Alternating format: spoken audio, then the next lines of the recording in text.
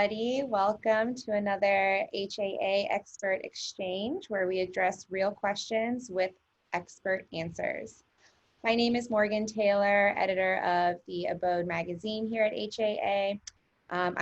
Usually I'm just the moderator, but today I am also going to be the host, asking the questions that we curated. Today is Tuesday, June 20th, and actually it's June 23rd. And we're going to talk about cleaning and disinfecting, what the difference is and how to clean and disinfect your property, whether it's just your amenities or your leasing office. For our audience today, please ask any questions that you may have in addition to the questions that we're going to ask in the Zoom chat box. And you can also ask questions if you've joined us on Facebook Live. Again, once we get through the questions we curated, we're going to get to your questions. This is a micro webinar, so we're going to try to keep this to a 30-minute window. A quick disclaimer, we are not public health experts. This general information provided by HAA member companies in this session is a resource and is not intended as legal advice. Please consult with your management company or property owners to address specific issues and to form your own company guidelines. And all right, so let's get right into it. So again, we're going to be talking about cleaning and disinfecting, a chat with a biohazard cleaning company. We're talking with the experts of First Responders Cleaning and Decon with Donna Spiser. And David Stroud is on the call with us today. I'm not sure if he is going to be able to chime in at all. But really quickly, Donna Spiser is the co-owner of First Responders. She has a certified cleaning as a biohazard specialist. She's a former assistant district attorney and a retired FBI agent. That's pretty cool, with 22 years of experience. David Stroud, I'll give his bio real quick too. He's a long-term care executive, including multi-facility management for over 25 years. He's developed infection control, biohazard, and workers' safety policies and procedures. He's responsible for compliance with hazardous communication policies and other OSHA required rules. Implemented, directed, and monitored crisis protocols for pre and post exposures, including disinfecting procedures, decontamination policies, and biohazardous waste and trauma cleanup. David, like Donna, is also a certified biohazard specialist. All right. Hi, everybody. How are you? David is here in spirit and on my phone if he can't talk or be seen. He's going to contribute too. So thank you for inviting us. We really appreciate it. David, I think we can actually hear you. Can you say hello? Hi, this is David. How y'all doing? Perfect. All right. Well, let's get right into the questions. So, you know, we're told that we have to clean or disinfect surfaces, our leasing offices and amenities. But I think there's a little bit confusion on what the difference is between cleaning, sanitizing, and disinfecting. So can you explain to us what the differences are between those three words? Sure. I mean, they each have their own specific definition. Cleaning is actually what you would think about. It's removing dirt from surfaces, but it's not necessarily killing germs. Like wiping something down is cleaning. Dusting is cleaning. Disinfecting is actually geared towards killing germs, but it's not necessarily cleaning. You could spray a product to kill germs on it, but it's still kind of dirty. And then sanitizing is a specific term that reduces the number of germs on something to a level that's considered acceptable by public health standards. So sanitizing is a much more specific term, and it can be done through cleaning and disinfecting. So those are the different words. Thank you. And so for the purposes of COVID-19 and making sure that our employees and residents are safe as possible, what method would you suggest? Well, there are two different methods that you can use, that we use really, to accomplish a good disinfection to kill different germs, not just COVID-19, but flu, any other contagious or infectious disease. One that I would use really if it was my house is ozone generation. It's a process where really you're replacing the oxygen. It's more thorough. It gets into every nook and cranny, and it kills everything, including roaches or anything else. You can't have anything alive that's in the area while you're using ozone. The other is a spray disinfectant, and that uses the same sorts of chemicals that hospitals use for disinfection. So those are the two different methods, and they both have their advantages and disadvantages. So basically disinfecting is the one. Disinfecting is what you want to go for. Go for, okay, Yes, okay. ma'am.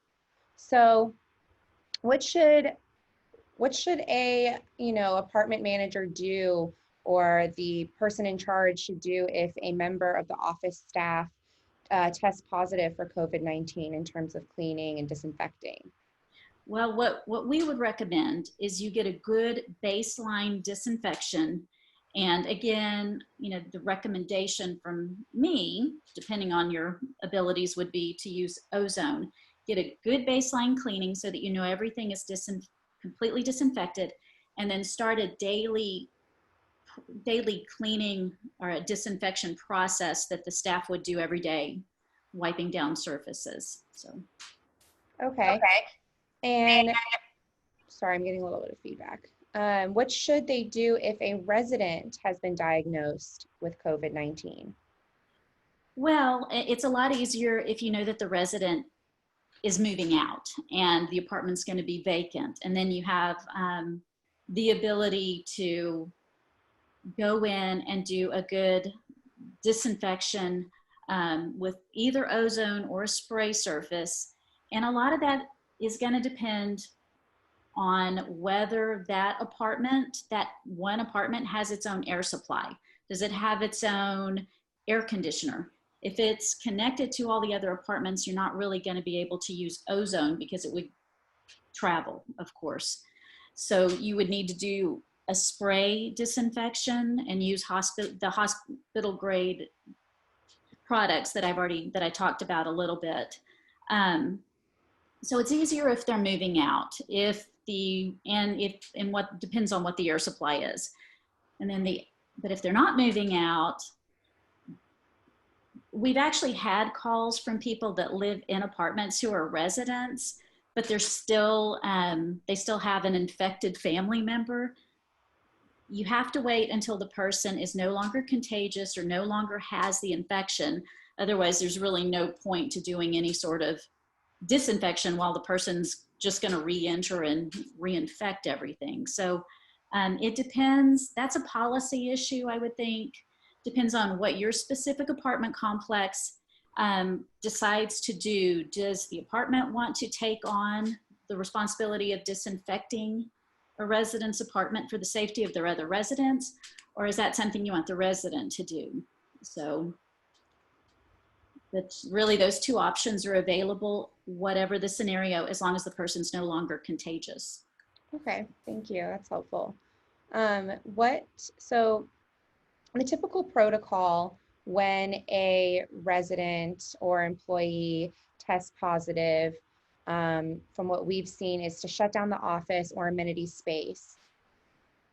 Does doing a full decontamination with ozone treatment eliminate the need to close the leasing office or amenities for a few days, or would you still suggest that they do close those spaces for a few days? And so this is a three-part question. And what is the best way to completely disinfect a space? Okay, if you do either of the methods that I've talked about, the ozone or the chemical spray, you do not need to shut it down for days. You don't need to. And if David is wanting to chime in on anything, you can just interrupt me, David. But with the ozone, the way that works, we go in and we need to use equipment, and that usually shuts it down for a couple of hours at least. Everything has to be sealed off. The technician goes back in with a monitor to check the levels to make sure it's safe. If it were, let's say, a resident had moved out of an apartment, you might want to leave that apartment sealed for 24 hours. But if it's an apartment or a gym or something else, Dave, we can speed up that process by opening all the windows and allowing the air to come in. But it shuts it down at least a couple of hours, depending on the size of the space. But you'll be up and running after that. Now, if you use the spray method, that's actually faster. It doesn't get into every single nook and cranny. I mean, we try our best. It depends on how many things you've got in any area. But that you can re-enter about 30 minutes after the technician is done with the spraying. But that does leave a residue. It's not unsafe, but you might want to wipe it off. So that's great. Those are great options for on-site staff. So what should on-site teams do just in their daily routine, their everyday routine? What should be part of it? Well, let's say you start with the complete disinfection. On a daily basis after that, everything that's commonly touched, any bleach product, anything that has the word Clorox in it is good for a daily disinfecting, and you would wipe everything. Door handles, light switches, phones, desktops, anything like that that's that you normally come into contact with, countertops. I'm looking at a list, computer keyboards, any hands-on learning items, things like that. You would want to wipe those down every single day, and that is good for about 24 hours, which is why you need to do it every day.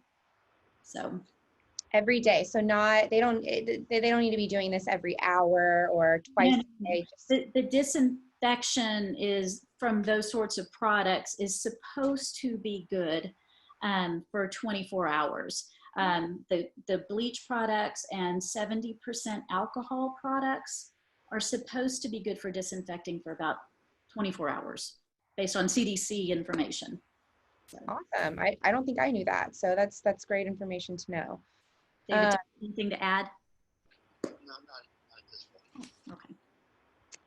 And what are the chemicals in the ozone used in the decontamination process? Are they dangerous? Well, ozone is dangerous if you walk in while the space is completely filled with ozone because there's a lack of oxygen.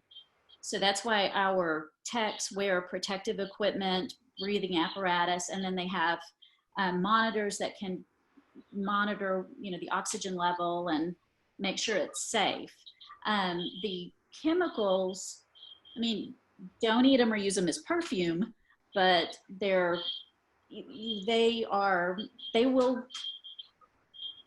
not something you can ingest, but they're not going to harm you. They're the same thing, like I keep saying, that hospitals use. And you might want to wipe them off after they've been used, like 30 minutes or so after they've been used. But they're not going to hurt an individual. But you definitely want to wash them off your skin, that sort of thing.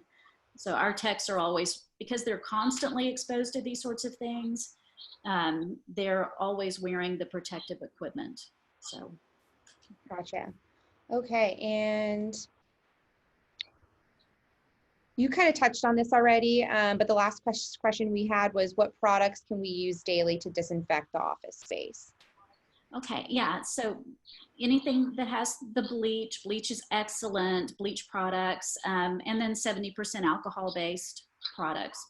David, do you want to add anything? Yeah, it's just you want to use things that are certified by the FDA and the CDC, and you want to make sure that those are used with the specifications that come with them at that time. Okay, and we also recommend, if you're doing this on a daily basis, wear the gloves. You don't want your skin exposed every single day to a harsh product. So we always wear the protective gloves and eye protection, just like David mentioned. Just look at the way you're supposed to use it. So that will be very helpful to our members' hands. That's your manicures, whatever you do. So we do have a couple questions on our Zoom chat that I'm going to go ahead and start asking. You mentioned the cleaning spray. Someone is wondering what the name is and if it's commercially available. David, do you want to answer that about the spray? Yeah, the spray that we use is called MediClean. It's certified by the CDC and it's got FDA approval. It's been on the market for years. And it's used in major hospitals to clean their operating rooms. And it's just it's a very nice chemical to use because if you do get it on your skin, it's not going to hurt you in any way. You just need to wash it off. Leave it alone. What's the name of that one more time? MediClean, MEDICLEAN.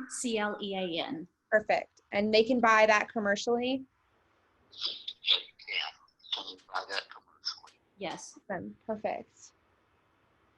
Okay. EPA listed virus cleaner is recommended by the CDC. Generally, quaternary ammonia is the choice for hard surface clean and disinfect. Nemesi is a known brand name. How would you rate the trash chute in regards to biohazard, and how would you clean the chute? Is that an issue? I didn't understand every single word you said. You were a little fuzzy, but how would we rate the trash? I guess they're asking if they should be cleaning the trash chute. Oh, you know what? We would definitely recommend, I mean, if you know that there's an issue, take the trash out every single day and just dispose of it. You don't need to burn it. But if you're wiping, is that what you mean? If you're wiping trash chute, so that what the residents take their trash to, and they put it down a chute, and it funnels it into a garbage. Okay, the actual chute is what they're asking about. If there's a concern. Yeah, go ahead, David. He wants to answer. Yeah, bottom line is that all trash is considered non-hazardous unless there's a blood product that is introduced into it. Unfortunately, if you have a trash chute and people are putting trash down a chute, you don't know whether there's a blood product in it or not. Us as professionals, we know that when we handle something that has a blood product, that it needs to go into a red biohazard bag and that it has to be properly disposed of with a treatment company that handles biohazardous waste. You're not going to know that. That if a resident up on the third floor cut themselves and they then put a Band-Aid or a wrap into a trash bag and then tied it up and sent it down. So my suggestion for you is to always wear some type of PPE so that you can protect yourself in case that situation has arisen. Awesome. I think that's very helpful. So another question, and I'm going to rephrase it. So this is a supplier partner is asking this question. So what I'm assuming is that he's asking is if a resident calls a supplier company directly or a supplier partner directly and they have to go into their unit, does that supplier partner notify the property? There's a federal law called HIPAA, Health Information Portability and Privacy Act. We would not be authorized to do that because if the person, I'm guessing that the source of their issue would be COVID-19 or some other disease, we would not have any authorization to disclose that information to you. Some of the things kind of border on more legal questions, like what are the policies that an apartment can implement to require a resident to disclose that they've got an infection. Right. I'm not sure you can. I don't think you have a legal basis for us. And we would have legal liability if we turned around and disclosed that to someone that resident has not authorized. We would not be allowed to tell you. So essentially, because of HIPAA, you are not obligated to tell the leasing office or the management company Yeah, it's not even that we're not obligated. I mean, it's that we legally are prohibited from that sort of disclosure. Understood. Understood. The only way that something that we could disclose something like that would be what happened to be if for some reason you had in your packet your contract with the residents of the apartment that during a pandemic that you would be required to contact the county health department, state health department, if you find that somebody is COVID-19 positive. But when you take a nursing home into account, for example, they're already under the direction of the state health department. So